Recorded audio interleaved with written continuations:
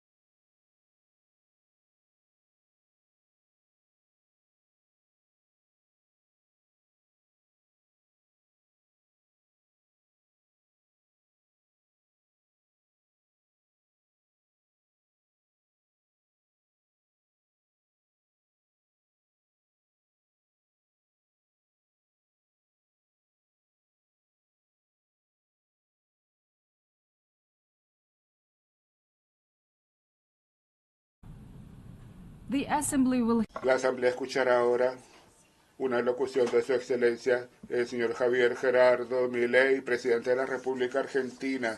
Pido al protocolo que escolte a Su Excelencia y le invito a dirigirse a la Asamblea.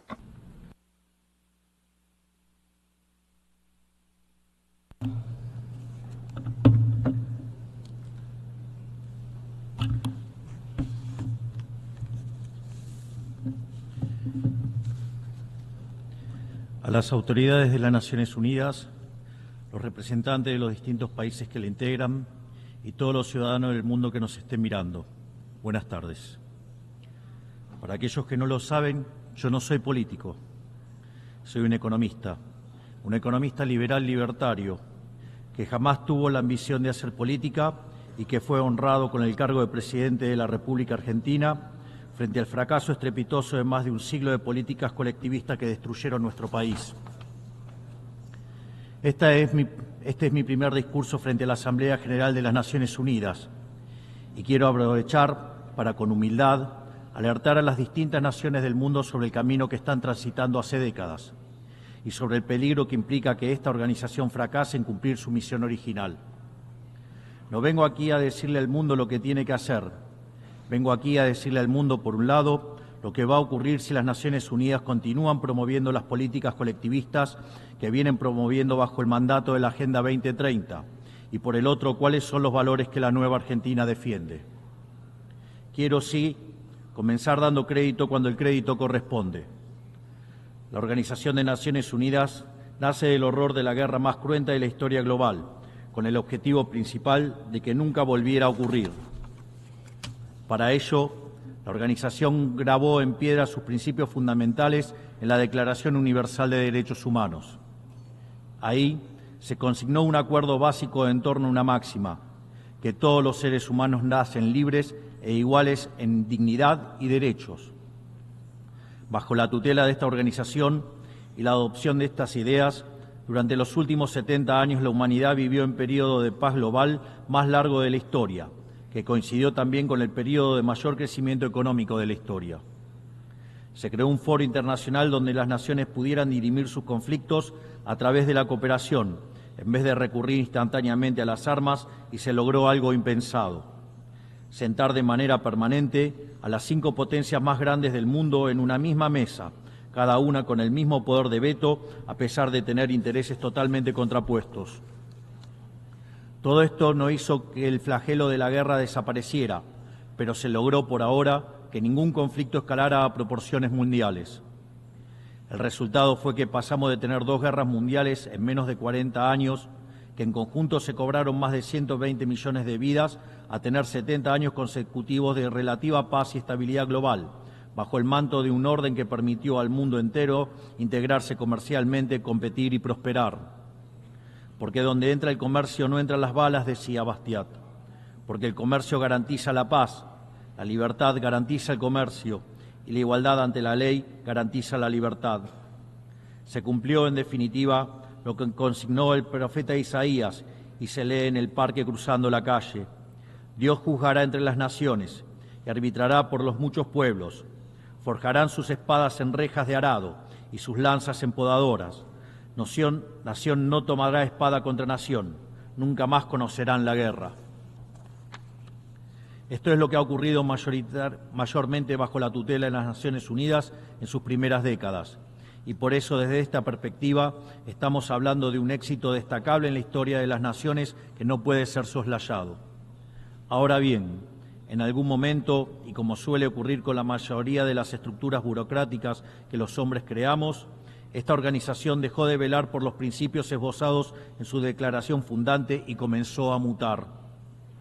Una organización que había sido pensada esencialmente como un escudo para proteger el reino de los hombres, se transformó en un leviatán de múltiples tentáculos que pretende decidir no solo qué debe hacer cada Estado-nación, sino también cómo deben vivir todos los ciudadanos del mundo.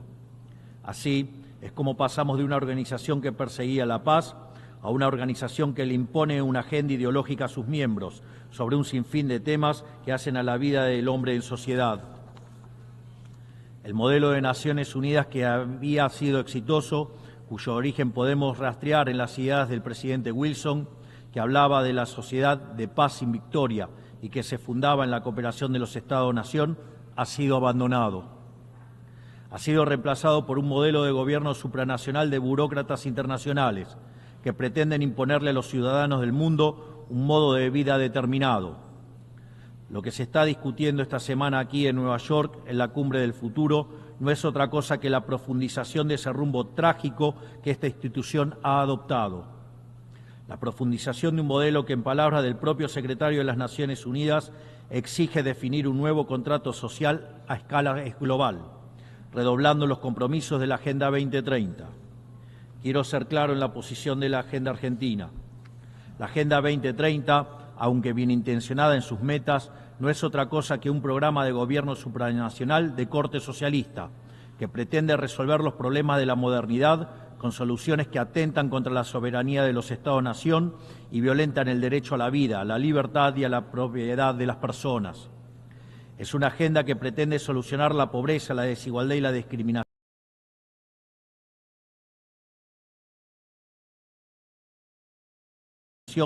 con legislación que lo único que hace es profundizarla, porque la historia del mundo demuestra que la única manera de garantizar la prosperidad es limitando el poder del monarca, garantizando la igualdad ante la ley y defendiendo el derecho a la vida, a la libertad y a la propiedad de los individuos. Ha sido precisamente la adopción de esa agenda que obedece a intereses privilegiados y el abandono de los principios esbozados en la Declaración Universal de Derechos Humanos de las Naciones Unidas lo que tergiversó el rol de esta institución y la puso en una senda equivocada.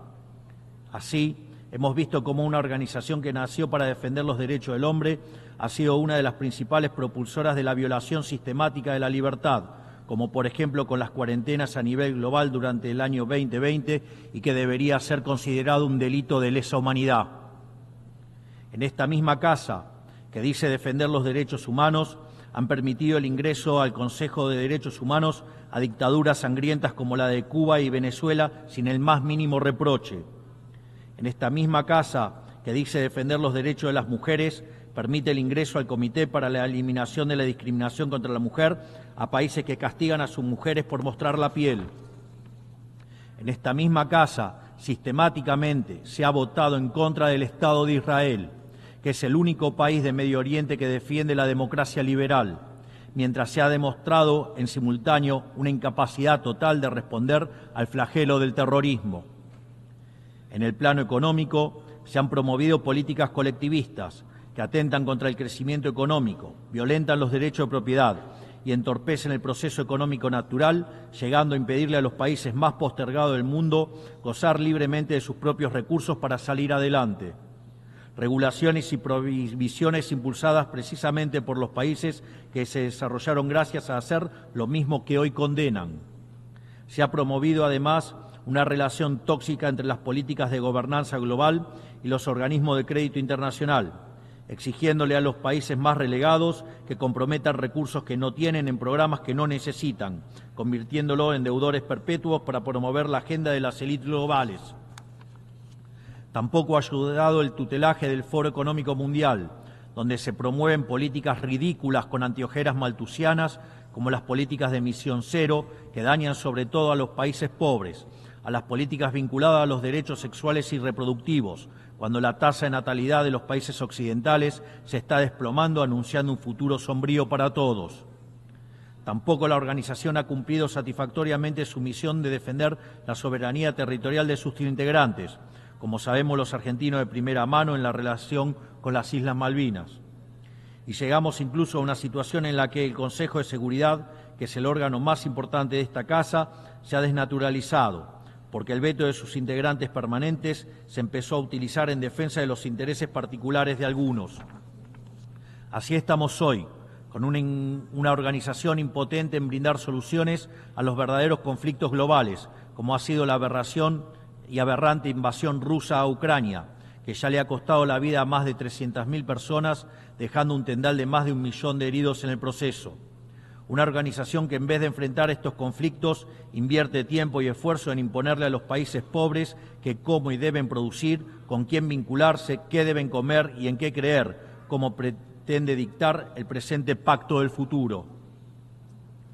Toda esta larga lista de errores y contradicciones no ha sido gratuita, sino que ha redundado en la pérdida de credibilidad de las Naciones Unidas ante los ciudadanos del mundo libre y en la desnaturalización de sus funciones. Por eso, quiero hacer una advertencia. Estamos ante un fin de ciclo.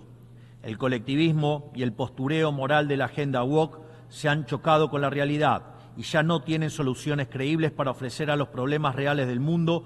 De hecho, nunca las tuvieron. Si la Agenda 2030 fracasó, como reconocen sus propios promotores, la respuesta debería ser preguntarnos si no fue un programa mal concebido de inicio, aceptar esa realidad y cambiar el rumbo. No se puede pretender persistir en el error redoblando la apuesta de una agenda que ha fracasado. Siempre ocurre lo mismo con las ideas que vienen de la izquierda.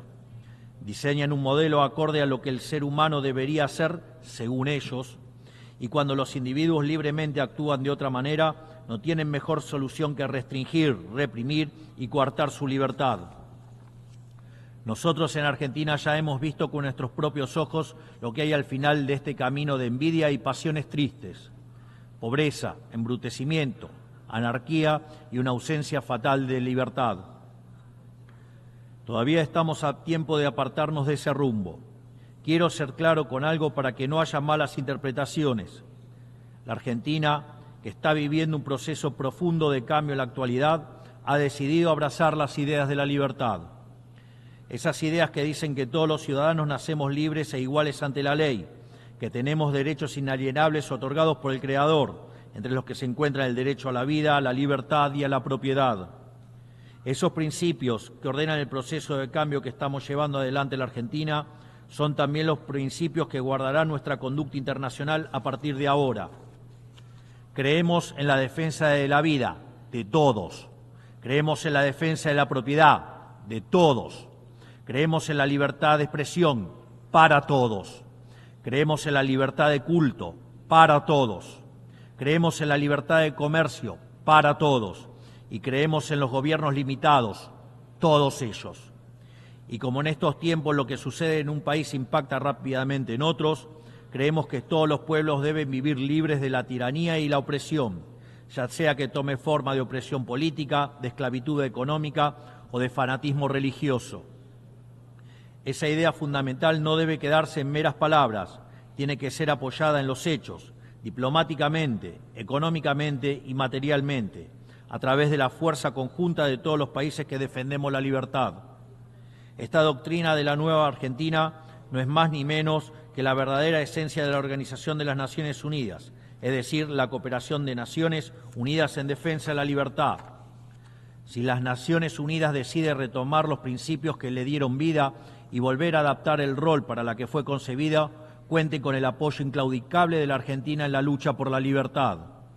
Sepan también que la Argentina no acompañará ninguna política que implique la restricción de las libertades individuales, del comercio ni la violación de los derechos naturales de los individuos. No importa quién la promueva ni cuánto consenso tenga esa institución. Por esta razón, queremos expresar oficialmente nuestro disenso sobre el Pacto del Futuro firmado el día domingo e invitamos a todas las naciones del mundo libre a que nos acompañen, no solo en el disenso de este pacto, sino en la creación de una nueva agenda para esta noble institución, la agenda de la libertad. A partir de este día, sepan que la República Argentina va a abandonar la posición de neutralidad histórica que nos caracterizó y va a estar a la vanguardia de la lucha en defensa de la libertad. Porque, como decía Thomas Paine, aquellos que desean cosechar las bendiciones de la libertad deben como hombres soportar la fatiga de defenderla. Que Dios bendiga a los argentinos y a todos los ciudadanos del mundo y que las fuerzas del cielo nos acompañen. ¡Viva la libertad, carajo! Muchas gracias. On behalf of the Assembly, En nombre de la Asamblea doy las gracias al presidente de la República Argentina.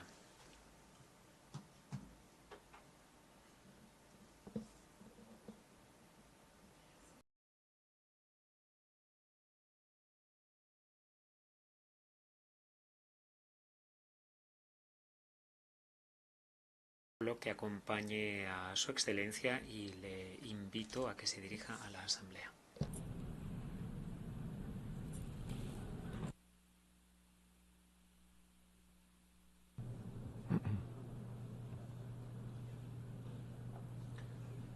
Señor presidente de la Asamblea General, excelentísimos jefes de Estado y de Gobierno, honorables miembros de las delegaciones que nos acompañan en este día, señoras y señores, cuando vine por primera vez a la Asamblea General de las Naciones Unidas en 2019, sé que muchos no conocían El Salvador o ni siquiera habían oído hablar de El Salvador.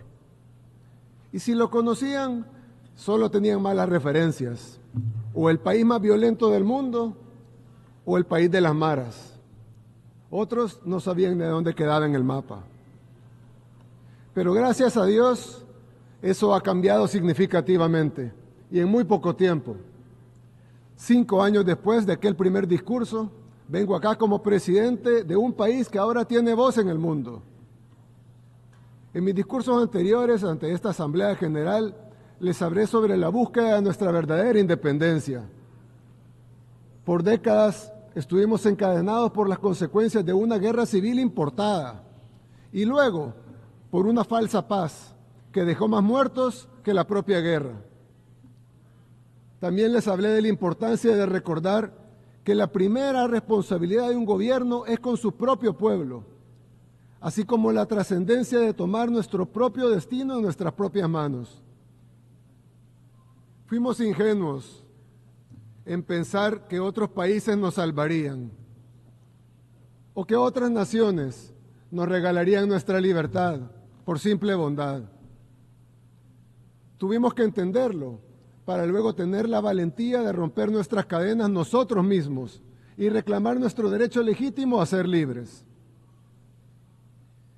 En los últimos 5 años, El Salvador renació. Devolvimos las calles de nuestro país a nuestra gente y establecimos una floreciente industria turística, siendo sede de eventos internacionales, de surf, de deportes, de entretenimiento. Le dimos a miles de salvadoreños que huyeron de las guerras y de la pobreza un país al cual regresar. Hicimos de nuestra nación, que fue una vez la capital mundial de los homicidios, el país más seguro de todo el hemisferio occidental. Fue el desafío más grande que nuestra nación ha superado. Y aunque todavía nos queda un largo camino por recorrer y muchas cosas por lograr, estamos al alcance de la verdadera independencia y en el camino a la libertad plena. La transformación de El Salvador no tiene comparación y nuestro éxito es innegable. Cualquiera puede visitar El Salvador y comprobarlo por sí mismo. Los salvadoreños, independientemente de por quienes hayan votado, el pueblo o la ciudad donde hayan nacido, de lo poco o mucho que hayan tenido, de si están dentro o fuera de nuestras fronteras, se han unido para trabajar y apoyar cada una de nuestras decisiones, cada una de las decisiones que le permiten a El Salvador ser el país donde la gente puede vivir tranquila y feliz, donde las aspiraciones espirituales, más allá de las materiales, trasciendan a todos. Hoy el mundo mira el ejemplo de El Salvador y se pregunta, ¿cómo puede una nación levantarse en tan poco tiempo? Pero tal vez esa no sea la pregunta que deberían hacerse. Tal vez deberían estarse haciendo otra pregunta. ¿Cómo es que el mundo está cayendo tan rápido? Dicen que El Salvador nada contra la corriente, porque mientras El Salvador se volvió más seguro, el mundo se volvió más inseguro. Mientras el pueblo salvadoreño se volvió más optimista, la mayoría de la gente en el mundo moderno se vuelve cada vez más pesimista. Y sí, tienen razón. El mundo se ha vuelto dividido, deprimido, preocupado, hostil y sin esperanza. Y lo ha hecho a una velocidad sin precedentes. Hoy el mundo libre ya no es libre. Esto no es una exageración. Trágicamente vemos pruebas innegables de esta decadencia todos los días. Las nuevas amenazas de guerras continúan. Cuando el mundo libre se volvió libre, fue gracias a sus principios de libertad de expresión, igualdad ante la ley, unidad y respeto por la propiedad privada. Pero una vez una nación abandona sus principios que la hacen libre, es solo cuestión de tiempo para que pierda su libertad por completo. Las consecuencias se están desarrollando ante nuestros propios ojos. Las podemos ver. En algunas ciudades del llamado primer mundo, las tiendas necesitan asegurar sus productos detrás de puertas de vidrio con llave para evitar robos. Y no hablo ni siquiera de productos caros, sino de cosas sencillas como una barra de chocolate o una rasuradora. En otras ciudades, las calles ya no pertenecen a la gente, sino que han caído en manos de la indigencia, de las pandillas, del crimen organizado y de las drogas. No puedes reclamar el título de mundo libre si ni siquiera tu gente es libre para caminar por las calles sin temor a ser acosada, robada o asesinada. También estamos siendo testigos en tiempo real de la erosión de la libertad de expresión. Hace apenas una década, Occidente era el bastión de la libertad de expresión y ahora es sermoneado por quienes solían denunciar. Las plataformas más grandes de redes sociales en el mundo fueron obligadas a censurar a sus usuarios a petición de sus gobiernos. Ciudadanos de países occidentales han sido arrestados por compartir publicaciones en redes sociales. Los partidos gobernantes han intentado prohibir a su oposición política. Estas no son acusaciones ni teorías de conspiración, son hechos comprobables y ampliamente documentados. No se puede ganar el respeto del pueblo sin respetar al pueblo. Esto ni siquiera comenzó hace poco, pero lo notamos más porque en los últimos años se ha acelerado. Y esta aceleración significa que estamos acercándonos a un tenebroso punto de inflexión. Estamos ante una nueva era oscura de la humanidad. Como salvadoreños reconocemos estos síntomas de la decadencia cuando los vemos, porque hemos pasado por todos ellos. Vivimos las etapas de la caída de nuestra nación una por una. Y estamos viendo esas mismas etapas una vez más, pero esta vez a escala global. No podemos ni deseamos decirles a otros países lo que tienen que hacer. Cada país debe tomar sus propias decisiones y hacer lo que sea mejor para su gente. Solo podemos ofrecer una palabra de advertencia de un amigo que ha pasado por una época oscura y ha librado la batalla de su vida para salir de ella. No podemos cambiar el curso del mundo. El Salvador es un país demasiado pequeño. Somos de hecho el país más pequeño de todo el continente americano. Esto es mucho más grande que nosotros y de hecho es más grande que cualquier nación. No podemos prevenir los tiempos oscuros que se avecinan, pero lo que sí podemos hacer es convertirnos en un pequeño refugio ante la tormenta que se aproxima y mantener la esperanza. En El Salvador no encarcelamos a nuestra oposición, no censuramos opiniones, no confiscamos bienes de quienes piensan diferente. No arrestamos a las personas por expresar sus ideas. En El Salvador tu libertad de expresión así como tu propiedad privada, siempre estarán protegidas. En El Salvador priorizamos la seguridad de nuestros ciudadanos honestos sobre la comodidad de los criminales. Algunos dicen de que hemos encarcelado miles, pero la realidad es que hemos liberado a millones. Ahora son los buenos los que viven libres, sin miedo, con sus libertades y derechos humanos totalmente respetados. Queremos que nuestra gente prospere, por eso fomentamos la innovación y alentamos las nuevas ideas. Entendemos que se necesita un espacio seguro y libre para que los conceptos florezcan. Las visiones deben investigarse, probarse y experimentarse. No deben ser sofocadas por regulaciones anticuadas o por el miedo al cambio. En El Salvador encontrarán un espacio para perseguir sus ambiciones, ya sea en el campo de la tecnología, la finanza, la energía, la medicina, las artes, la cultura, la música o la arquitectura. Hace unos años, El Salvador solía ser uno de los lugares más oscuros de todo el planeta.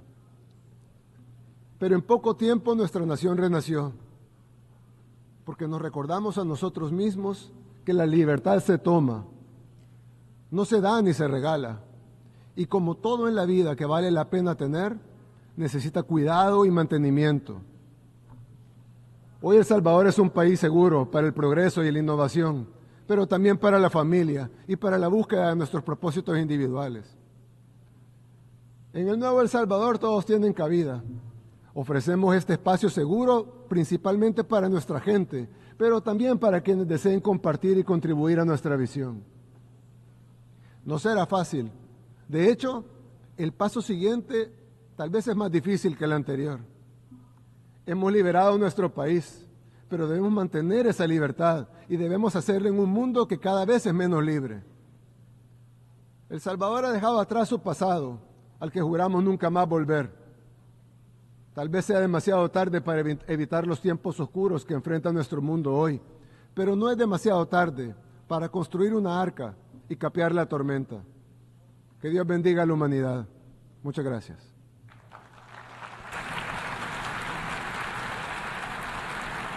On behalf of the En nombre de la Asamblea, doy las gracias al presidente de la República de El Salvador.